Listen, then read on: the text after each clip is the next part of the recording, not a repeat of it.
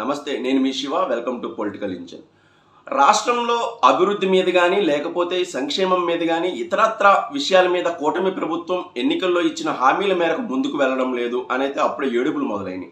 ముఖ్యంగా విమర్శలు లేకపోతే రకరకాల ఫేస్బుక్ సోషల్ మీడియా వేదికగా కానీ ఇతరత్ర వేదికల మీద కానీ ప్రభుత్వం మీద విమర్శలు చేసే వాళ్ళైతే అప్పుడే పూర్తి స్థాయిలో తమ కత్తులకైతే పదులు పెట్టినట్టయితే కనిపిస్తోంది. రోజు ఏదో ఒక విమర్శ, లేకపోతే సూపర్ 6 విషయాల్లో కానీ లేకపోతే అభివృద్ధి విషయాల్లో కానీ ప్రభుత్వం అనుకున్నంత ముందుకు వెళ్ళడం లేదు అని అయితే అప్పుడే ఏడుపులైతే మొదలైనట్టయితే నాకు అనిపించింది. అందుకే ఈ వీడియో చేస్తున్నాను. ముఖ్యంగా అర్థం చేసుకోవాలి, ఒక ప్రభుత్వం ఎలా ఫంక్షనింగ్ చేస్తుంది, ప్రభుత్వం ఫంక్షనింగ్, అలాగే అభివృద్ధి కార్యక్రమాలను ముందుకు తీసుకువెళ్ళడం, అలాగే అభివృద్ధి దిశగా ఒక రాష్ట్రాన్ని లేకపోతే ఒక ప్రాంతాన్ని ముందుకు నడిపించడానికి చేతిలో అల్లావుద్దీన్ అద్భుత దీపం ఉండదు. ఇలా జీనీని బయటికి రానివ్వగానే మొత్తం మార్చేయనగానే మార్చేయడానికి అది ఏమి జీనీ కాదు, లేకపోతే అల్లావుద్దీన్ అద్భుత దీపం కాదు. ఇది మొదటి నుంచి కూడా ముఖ్యమంత్రి గారు కానీ ఉప ముఖ్యమంత్రి గారు కానీ చెబుతూనే ఉన్నారు.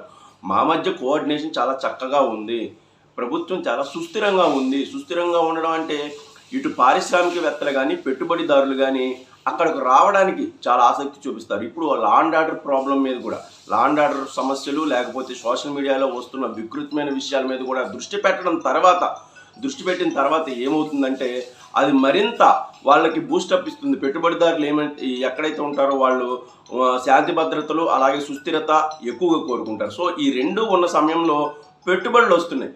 ఆర్సెనల్ మిత్తల్ అనేది చాలా పెద్ద ఉక్కు కర్మాగారానికి సంబంధించిన సంస్థ. అది 1,60,000 కోట్లతో 2 దశల్లో మేము పెట్టుబడులు పెడతామని ముందుకు వచ్చింది. దీనివల్ల సుమారుగా 25,000 మందికి ప్రత్యక్షంగా, లేకపోతే ఇంకా మరో 25 నుంచి 40,000 మందికి పరోక్షంగా అయితే ఉపాధి కలిగించే అవకాశాలు అయితే కనిపిస్తుంది. మొదటి దశలో నేను చెబుతుంది.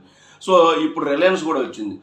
గ్రీన్ ఎనర్జీలో చాలా ముందుకు దూసుకువెళ్తున్న రిలయన్స్ అయితే 60,000 కోట్ల పెట్టుబడులతో అయితే ముందుకు వచ్చింది.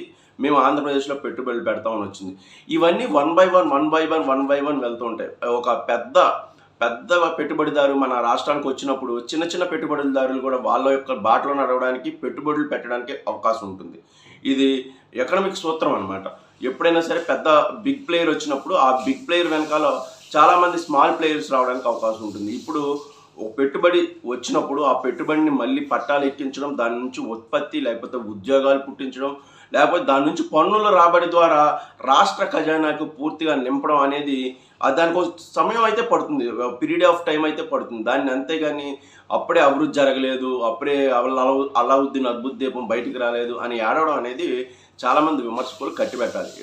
ప్రభుత్వం వచ్చి 5 నెలలు అయింది. 5 నెలల్లోనే పెట్టుబడిదారులను ఆకర్షించడం అంటే గత 5 సంవత్సరాల పాలన పూర్తిగా పక్కన పెట్టి, లేకపోతే పెట్టుబడిదారులు వెంటనే రావడానికి కూడా అవకాశం ఉండదు. బలమైన నాయకత్వం, అందులోనే అనుభవం ఉన్న ముఖ్యమంత్రి ఉండడం, ఆ పాలన చాలా అద్భుతంగా ఉంటుంది అని పెట్టుబడిదారులకు నమ్మకం కలిగించడంతో పెట్టుబడిదారులు వస్తారు. ఇప్పుడు అదే జరుగుతుంది. గత 5 ఏళ్లలో ఎందుకు రాలేదు అంటే లా అండ్ ఆర్డర్ విషయమే కావచ్చు, లేకపోతే సరైన పరిపాలకుడు, అనుభవం లేని పరిపాలకుడు అనుకోవచ్చు, లేకపోతే అవినీతి ఎక్కువగా ఉంది అనుకోవచ్చు. సో 5 సంవత్సరాల్లో అందుకని పెట్టుబడిదారులు రాకపోవచ్చు. ఇప్పుడు ప్రస్తుతం ఉన్న పరిస్థితులు మారుతున్నాయి, క్రమక్రమంగా మారుతున్న నేపథ్యంలో పెట్టుబడులు వస్తున్నాయి.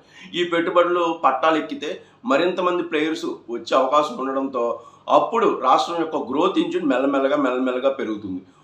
గ్రోత్ ఇంజిన్ మెల్లమెల్లగా ముందుకు వెళ్ళే కొలది మన అప్పులు, మన డెబిట్స్ మెల్లమెల్లగా తగ్గించుకోవడానికి, అంటే మన రాబడి పెరుగుతూ ఉంటే, ప్రభుత్వ ఖజానాకి రాబడి పెరుగుతూ ఉంటే మన అప్పులు తగ్గించుకోవడానికి, లేకపోతే అభివృద్ధి ముందుకు వెళ్ళడానికి, మనకి ఎక్కువగా పెట్టుబడులు పెట్టడానికి కానీ అప్పులు ఇవ్వడానికి కూడా మనకి గ్రోత్ బాగున్నప్పుడు, రాష్ట్రం గ్రోత్ బాగున్నప్పుడు అప్పులు ఇవ్వడానికి కూడా వీళ్ళు ఎప్పుడైనా తీరుస్తారులే, వీళ్ళు ఎప్పుడైనా ఇస్తారులే. మనం ఒక సామాన్య కుటుంబాన్ని తీసుకుంటే మన ఇంటికి వస్తున్న రాబడి పెరుగుతుంటే ఎవరైనా అప్పు ఇవ్వడానికి ఇస్తారు, భరోసా లేకుండా అప్పు ఇవ్వడానికి వస్తారు. దాంతో మనకు కూడా రొటేషన్ అవుతుంది. ఎప్పటికప్పుడు డబ్బు తీసుకోవడం, మనకి సంబంధించిన ఇంట్లో అభివృద్ధిని చేసుకోవడం, లేకపోతే రొటేట్ చేసుకోవడం. ఇది సామాన్యుడు ఎలాగా ఆలోచిస్తాడో అలాగే బ్యాంకులు కూడా ఏదైనా ప్రభుత్వం విషయంలో కూడా అలాగే ఆలోచిస్తారు. సో అభివృద్ధి అనేది స్టార్ట్ అవుతుంది, మెల్లమెల్లగా అది వేగం పుంజుకుంటుంది. ఇది ఎకనామికల్ సూత్రం. దాన్ని గుర్తుపెట్టుకోవాలి. ఇష్టానుసారం విమర్శలు చేయడం, లేకపోతే సోషల్ మీడియాలో వచ్చిన పోస్టులే బ్రహ్మ పదార్థం అనుకోవడం, వాట్సాప్ యూనివర్సిటీల్లో చదువుకున్నదే పెద్ద గొప్ప అనుకోవడం, అది పక్కన పెట్టి రాష్ట్రం యొక్క గ్రోత్ని మెల్లమెల్లగా క్రమక్రమంగా దాని మూలాలు వెళ్ళి చూస్తే ఖచ్చితంగా రాష్ట్రం యొక్క గ్రోత్ అయితే తెలుస్తుంది. Thank you.